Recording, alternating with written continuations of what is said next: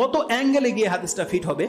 আপনার 24 ঘন্টা সময়ের মধ্যে আপনি যে 8 ঘন্টা নষ্ট করতেন, এই একটা হাদিসের উপর আমল করলে আপনার 8 ঘন্টা বেঁচে যাবে। যারা এই যে ভ্রমণের নামে একটু আমোদ প্রমোদের জন্য আপনারা যারা ভিজিট করতে যান বিভিন্ন সৈকতে আর বন জঙ্গলে গিয়ে সেলফি উঠান, আপনার মধ্যে দিনদারিত্বের ত্রুটি আছে। এটা আমি মাহমুদ বলে দিলাম আপনাকে। বড় আলেমদের ফতোয়া লাগবে না এই ক্ষেত্রে। আপনি যত বড় ইমামদেরকে জিজ্ঞেস করেন, ইনশাল্লাহ তার কথার বিপরীত আমার কথা হবে না। নিঃসন্দেহে এটা কোনোদিন ইসলামিক থিওরি হতে পারে না। পদ্মা সেতু আপনার যদি কোনোদিন প্রয়োজন হয় আপনি যায়েন, কিন্তু আপনি ফ্যামিলিকে গাড়ি ভাড়া করে পদ্মা সেতু দেখতে যাইবেন আর আপনি বলতেছেন যে একটু মনোরঞ্জনের প্রয়োজন, আপনি ধর্মই বুঝেননি। এমন একটা নেতা বানিয়ে ফেলেছেন যে স্টেডিয়ামে বসে খেলা দেখবে, তার মানে এই জাতি অধপতনে যাবে, এত কোনো সন্দেহ নেই। এবং রাসূল সাল্লাল্লাহু আলাইহি ওয়াসাল্লাম বলছেন ওয়াদা মালাইসা ইয়ানিক, যেই কাজে তোমার জান্নাত তুমি পাবে না, নেকি নাই পরকালে, একটা নেকি নাই, এমন কোন কাজে তুমি লিপ্ত হয়েও না। ওয়াদা, ছেড়ে দাও সেই কাজকে সেই কথাকে ছেড়ে দাও।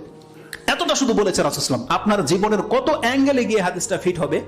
আপনার 24 ঘন্টা সময়ের মধ্যে আপনি যে 8 ঘন্টা নষ্ট করতেন, এই একটা হাদিসের উপর আমল করলে আপনার 8 ঘন্টা বেঁচে যাবে। আপনি দেখেন আপনি কত ঘন্টা নষ্ট করেন, কোথায় বসে আপনি কত ঘন্টা নষ্ট করেন। আরে আমাদের সালাফরা খাদ্যের ক্ষেত্রে আমরা ঘন্টার পর ঘন্টা লোকে বসে বসে খাই, তারা এত সময় খাদ্যের মধ্যে ব্যবহার করতো না। আর আজকে আমরা চায়ের হোটেলে বসে, আপনাদের নাকি সময় পাস হয় না। সুবহানাল্লাহ, সময় নাকি পাস হয় না। আমাদের একজন শিক্ষক জালালউদ্দিন কাসেমি, সম্ভবত ওনার বক্তব্যে শুনেছিলাম, কোন এক ফিল্ড মাঠের মধ্যে তিনি দেখছেন পোলাপান ক্রিকেট খেলছে। তিনি সকালে যাচ্ছেন, বিকালবেলা কোন একটা সেমিনার শেষ করে এসে দেখে ওই লোকগুলো তখনও ওই মাঠেই খেলাধুলা করতেছে। তিনি গাড়িটা থামিয়ে দিয়ে বলতেছে যে ওরা কি করে, বলতেছে ওরা টাইম পাস করে। তো তিনি বলতেছেন সুবহানাল্লাহ, ওদের কাছে এত টাইম যে ওরা টাইম খরচ করবে কোথায় জায়গা পায় না। আল্লাহ যদি আমাদের টাইমটা একটু বাড়িয়ে দিত। আমাদের টাইম হয় না আর আপনাদের টাইম শেষ হয় না। এই জন্য আপনারা গেমস খেলেন, এই জন্য আপনারা টিভি দেখেন, চায়ের হোটেলে বসে থাকেন। আমাদের অনেক ভাইয়ারা আছে পদ্মা সেতু দেখতে যায়। আপনার দ্বারা দিন সেফ নয়।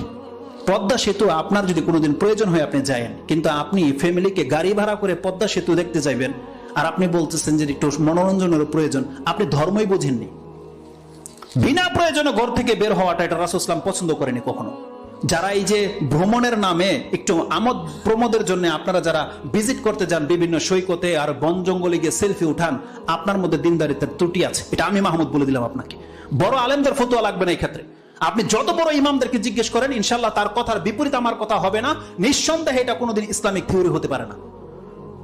আপনি আপনার ঘরে থাকেন, আপনি সেফ থাকবেন। রাসূল সাল্লাল্লাহু আলাইহি ওয়াসাল্লাম বলছেন ফিতনার সময় যেই ব্যক্তি বসে থাকবে সে দাঁড়িয়ে যাওয়া ব্যক্তি থেকে সেফ, যেই ব্যক্তি শুয়ে আছে সে সেফ।